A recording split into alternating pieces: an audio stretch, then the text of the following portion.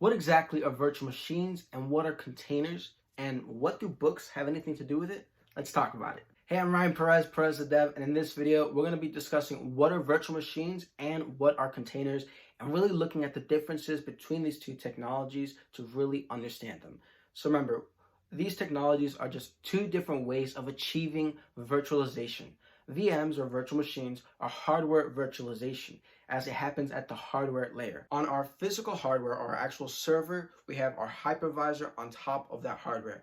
Then on that hypervisor, remember, hypervisor is just software that allows us to really allocate the specific hardware to each of these virtual environments. Or in other words, we can use the software to partition or split up our hardware to allocate to each of these individual virtual environments. So we have our physical server, our hardware, we have our hypervisor on top. Then we can go ahead and build out our operating system, and on that one operating system we can go ahead and have our applications, and we have our libraries, and we can go ahead and build up multiple separate operating systems. And then we have our containers. With our containers, we have our physical hardware, which is our infrastructure, our server. Then we have our operating system on top of that physical hardware. Then we have the container engine on top of the operating system. And then we have our actual separate containers with our applications and libraries and such. So with containers, that's really a way of dealing with process isolation, as they're usually running in the same environment on top of the same operating system. Now let's go ahead and look at an example. We're going to go ahead and bring in our books. Now I know we're using books and we're using this box here, but let's pretend it's our actual hardware. We have our physical hardware right here, our infrastructure, our actual server. From there, we want to go ahead and put our hypervisor on top, because remember, with our virtual machines, we have our physical hardware, then we put our hypervisor on top, which is the software that allows us to allocate the specific resources within that server. Now let's say we want to go ahead and spin up a virtual machine that has Ubuntu on it with specific hard drive space and RAM, right? So we got it right here, boom. So now we go ahead and partition our server, our physical hardware, and we've carved out space in our server for this specific virtual machine.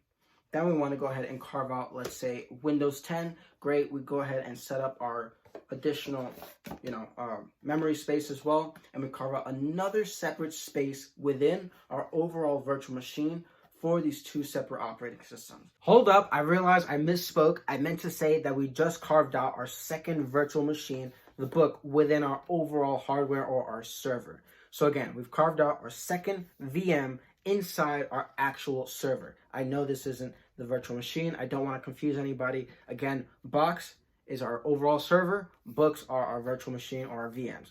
All right, back to the video. And then let's say we want a second Ubuntu operating system, this time with even larger memory space and RAM, right? We go ahead and carve out our third space right there, and we've now utilized our actual hardware with these three separate virtual machines. So we can see they're technically they're all in the same space, but logically they've been split up because now they're in three separate virtual environments, each with its own resource allocation for every single one of these virtual environments.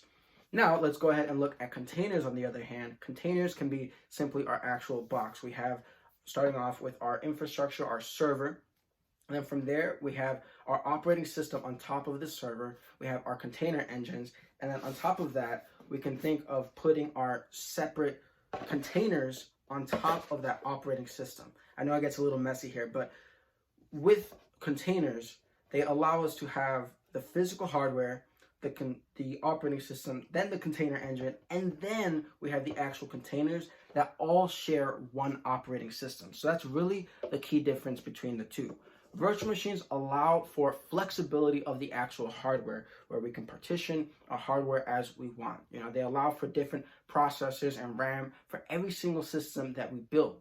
Containers, on the other hand, have portability. That's a tough word to say, as they're defined in a single file. So as we have a Docker file, that it'll usually give us steps to really build out those separate applications. So again, virtual machines is simply isolation of those machines, while containers is isolation of processes, as virtual machines have separate operating systems and containers share the same operating system. I really hope you enjoyed this video. If you did, please make sure to like and follow for more content. And that's really the big differences between virtual machines and containers. I hope you enjoyed, and thanks for watching.